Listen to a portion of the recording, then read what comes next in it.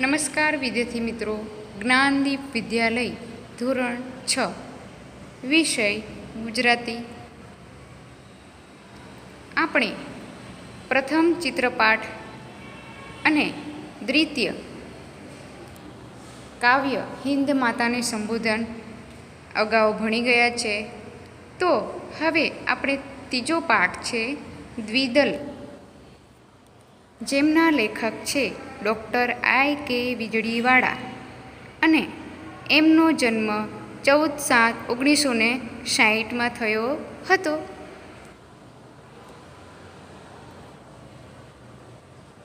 પ્રથમ આપણે તેમનો જન્મ ક્યાં થયો હતો એના વિશે પરિચય પ્રાપ્ત કરી લઈએ કે તેઓ ભાવનગર જિલ્લાના અમરગઢમાં એમનો જન્મ થયો હતો. વ્યવસાય ડૉક્ટર છે. સાયલન્સ પ્લીઝ, મોતીચારો, પ્રેમનો પગરવ, ઉંદરભાઈની આંખો આવી એ એમના જાણીતા પુસ્તકો છે. આ જે આપણે પાઠ લેવામાં આવ્યો છે દ્વિદલ, એમાં 2 બોધકથાઓ આપણને આપવામાં આવી છે અને એની એકદમ સીધી સરળ ભાષા શૈલીનો ઉપયોગ કરવામાં આવ્યો છે. પ્રથમ બોધકથામાં શિલ્પીની આત્મનિષ્ઠા, પ્રભુનિષ્ઠા એ સુંદર રીતે વ્યક્ત કરવામાં આવી છે. એટલે કે પ્રથમ જે બોધકથા છે તેની અંદર, અને દ્વિતીય એટલે કે બીજી, જેની અંદર યુવક પોતાના વ્યવસાય પ્રત્યે કેટલો ગંભીર અને ક્ષણનિષ્ઠ છે એની ચોટદાર શૈલીમાં રજૂઆત કરી છે. તો આપણે હવે પાઠની શરૂઆત કરીએ. પહેલું, મૂર્તિ. એક માણસ એક વખત પોતાના ગામમાં બની રહેલા નવા મંદિરનું નિર્માણ કાર્ય જોવા ગયો હતો. એ કોઈ પણ જાણકાર ન હતો, બસ એમ જ જોવા માટે ગયો હતો. ત્યાં જઈને એણે જોયું તો એક શિલ્પી ખૂબ જ એકાગ્રતાથી આરસ પહાડના પથ્થરમાંથી ભગવાનની મૂર્તિ ઘડી રહ્યો હતો. પેલા માણસને એના કામમાં રસ પડી ગયો. એ શિલ્પીની બાજુમાં બેસી ગયો. અચાનક એનું ધ્યાન બાજુમાં પડેલી એવી જ અન્ય એક મૂર્તિ પર પડ્યું. એને નવાઈ લાગી. એણે શિલ્પીને પૂછ્યું, મંદિરમાં એક સરખી આ 2 મૂર્તિઓની જરૂર છે? તો વિદ્યાર્થી મિત્રો, કે એક માણસ, કોઈ ગામ હતું જ્યાં એ નવા મંદિરનું નિર્માણ કાર્ય ચાલી રહ્યું હતું અને એ કોઈ કે નિર્માણ કાર્ય વિશે એ કશું પણ જાણકાર ન હતો, પણ એ એમ જ એને ઈચ્છા થઈ એટલે એ ત્યાં જોવા માટે ગયો. અને ત્યાં જે મૂર્તિનું નિર્માણ કાર્ય થઈ રહ્યું હતું ત્યાં એ એક શિલ્પીને જુએ છે કે જે આરસ પહાડના પથ્થરમાંથી મૂર્તિ ઘડવાનું કામ કરી રહ્યું હતું. આગળ આ શિલ્પીએ જવાબ આપ્યો, આવી એક જ મૂર્તિની જરૂર છે, પરંતુ આ બીજી મૂર્તિમાં થોડુંક નુકસાન થવાથી છેલ્લી ઘડીએ પડતી મૂકવી પડી છે. પેલા માણસે ઊભા થઈને પડતી મુકાયેલી મૂર્તિને ચારે તરફથી તપાસી જોઈ. કે શું કરે છે પેલો શિલ્પી?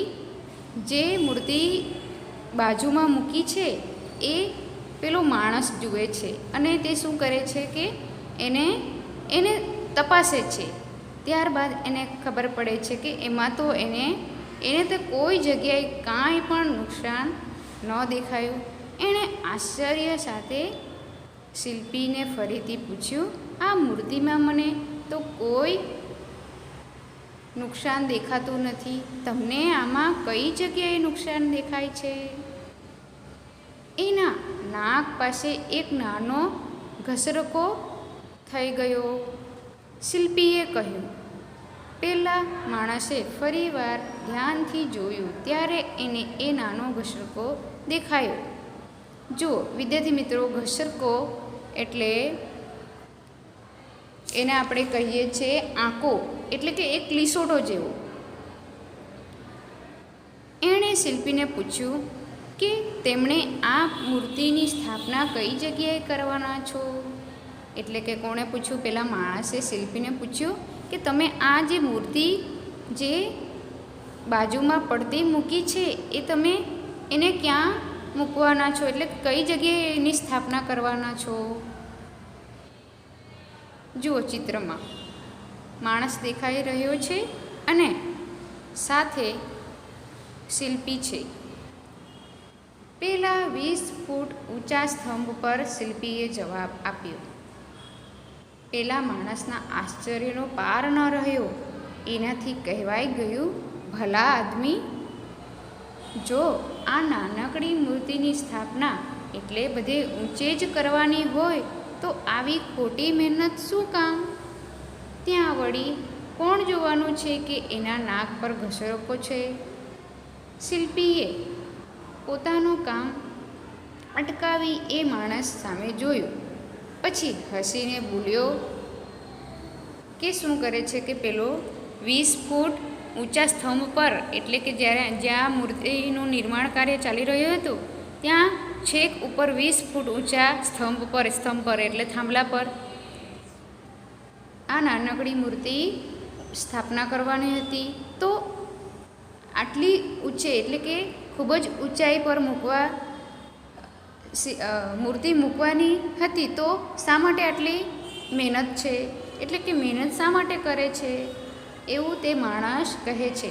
પણ શિલ્પીએ પોતાનું કામ અટકાવીને માણસ સામે જોયું અને પછી હસીને બોલે છે કે ભાઈ, બીજું કોઈ આ વાત જાણે કે નહીં એની મને ખબર નથી, પરંતુ હું અને મારો ભગવાન તો આ જાણીએ છીએ.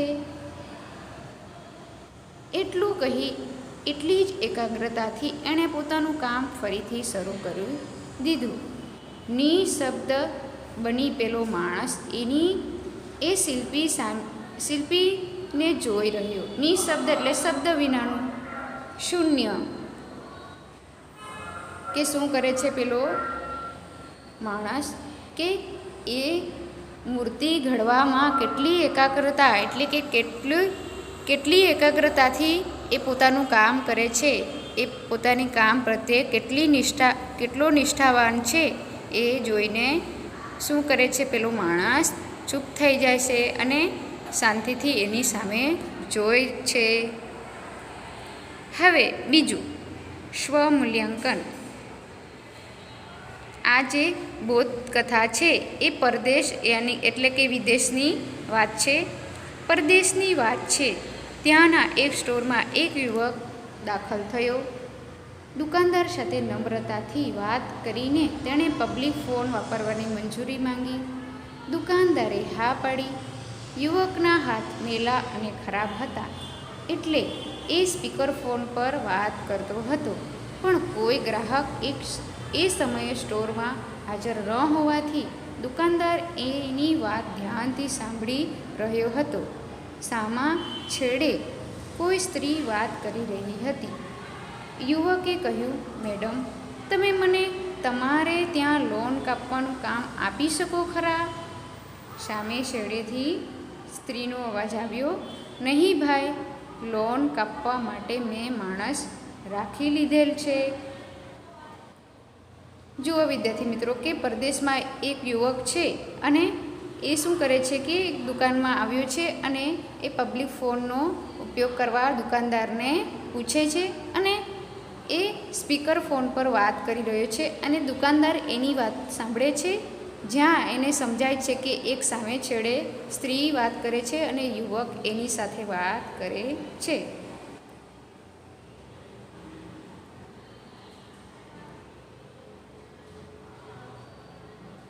યુવક બોલ્યો, મેડમ, અત્યારે તમારે ત્યાં રાખેલ માણસને જે પગાર આપતા હો એના કરતાં અડધા પગારથી હું લોન કાપી આપીશ.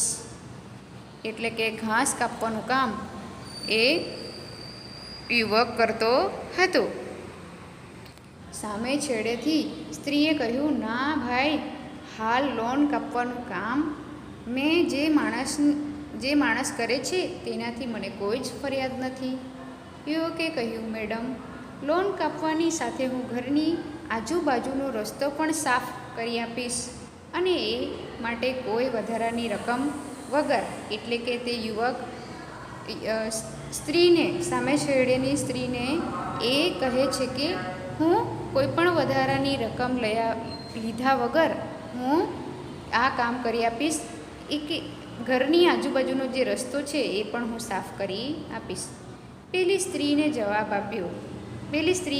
આપ્યો, ના ભાઈ, આભાર, મને હમણાં બીજી કોઈ વ્યક્તિની જરૂર નથી.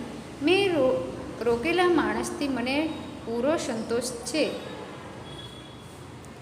આટલી વાતચીત પૂરી કરીને ખુશખુશાલ ચહેરે એ યુવકે ફોનનું સ્પીકર બંધ કર્યું. દુકાનદારનો ફરી એકવાર આભાર માનીને એ જવાની તૈયારી કરતો હતો. એ વખત તે દુકાનદારે એને પાસે બોલાવ્યો. એની બધી વાતચીત સાંભળીને એ ખુશ થઈ ગયો હતો. પેલી સ્ત્રી કામ આપવાની ના પાડી છતાં યુવકના ચહેરા પર નિરાશાની કોઈ જ રેખા નહોતી કે જરાય ઉદાસ ન હતો. ટૂંકમાં એની એ ખુમારી એને સ્પર્શી ગઈ હતી. એટલે કે દુકાનદારને જે યુવક છે એનું કામ પ્રત્યેની નિષ્ઠા એને ગમી ગઈ, એટલે કે એને હૃદયને સ્પર્શી ગઈ હતી. યુવક પાસે આવ્યો એટલે દુકાનદારે કહ્યું, યુવક, પેલી સ્ત્રીએ કામ આપવાની ના પાડી તો પણ તું ખુશ રહી શક્યો, એ વાત જ મને ખૂબ સ્પર્શી ગઈ છે. એણે ભલે ના પાડી, પરંતુ હું તને કામ આપવા તૈયાર છું. બોલ, મારે ત્યાં કામ કરીશ? પેલા યુવકે હસતા હસતા ના પાડી. તો યુવક શું કહે છે કે હસતા હસતા ના પાડે છે. દુકાનદારને અત્યંત નવાઈ લાગી કે યુવકને કામ આપવા કહે છે અને એ હસતા હસતા ના પાડે છે. તો આ જે વાત બની, એટલે કે આ વિગત થઈ, તો દુકાનદાર શું કરે છે કે એને અત્યંત નવાઈ લાગી. એણે કહ્યું, પણ દીકરા, હમણાં તો તું પેલી સ્ત્રીને કામ માટે રીતસરની આજીજી એટલે કે વિનંતી કરી રહ્યો હતો. કામ નહોતું જોઈતું તો પછી આવું શા માટે કરતો હતો? યુવક હસતા હસતા બોલ્યો, નહીં સર, હું જ એ મેડમને ત્યાં કામ કરું છું. આ તો મારું કામ કેવું છે એ તપાસવા માટે જ મેં એમનો ફોન કરેલો, જેથી કરીને મારા કામ પ્રત્યે એટલે કે કામ અંગે મને ખ્યાલ આવે. દુકાનદારને એક નિર્દોષ સ્મિત આપીને એ વિદાય લીધી. દુકાનદાર એને જતો જોઈ રહ્યો અને ક્યાંય સુધી એ યુવકનું સ્વમૂલ્યાંકનની રીતે બિરદાવતો રહ્યો. તો જો વિદ્યાર્થી મિત્રો, કેવી રીતે યુવક પોતાના કામ પ્રત્યેની નિષ્ઠા દર્શાવે છે અને એ પોતાના કામ પ્રત્યે કેટલો સજાગ છે. આ જે બને છે તે દુકાનદાર એ જોવે છે કે એ પોતાના કામ પ્રત્યે કેટલો નિષ્ઠાવાન છે, અને એને ક્યાંય સુધી જોઈએ છે, એટલે કે એ દૂર ચાલ્યો જાય છે તોય એના તરફ એની નજર છે અને એને યાદ કરે છે. હવે શબ્દની સમજૂતી જુઓ. શિલ્પી પથ્થર એટલે કે પથ્થર કે ધાતુ વગેરે સુંદર આકાર આપનાર, કોતરણી કામ કરનાર, તેને શિલ્પી કહેવાય છે. સ્તંભ એટલે થાંભલો. નિશબ્દ એટલે શબ્દ વિનાનું. મંજૂરી એટલે પરવાનગી. લોન એટલે લીલું ઘાસ જે બાગ બગીચામાં હોય છે તે. આજીજી એટલે વિનંતી. બિરદાવવું એટલે ગુણને વખાણવા કે કદર કરવી.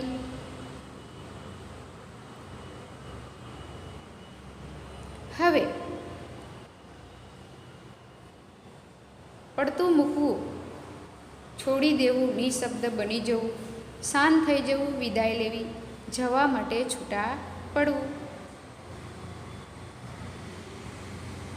જુઓ વિદ્યાર્થી મિત્રો, વિકલ્પો જે આપ્યા છે તેનો આપણે ક્રમ જાણી લઈએ.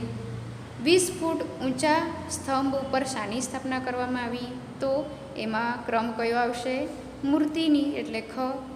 દુકાનદાર પાસે યુવકે કયા ફોન માટે મંજૂરી માંગી?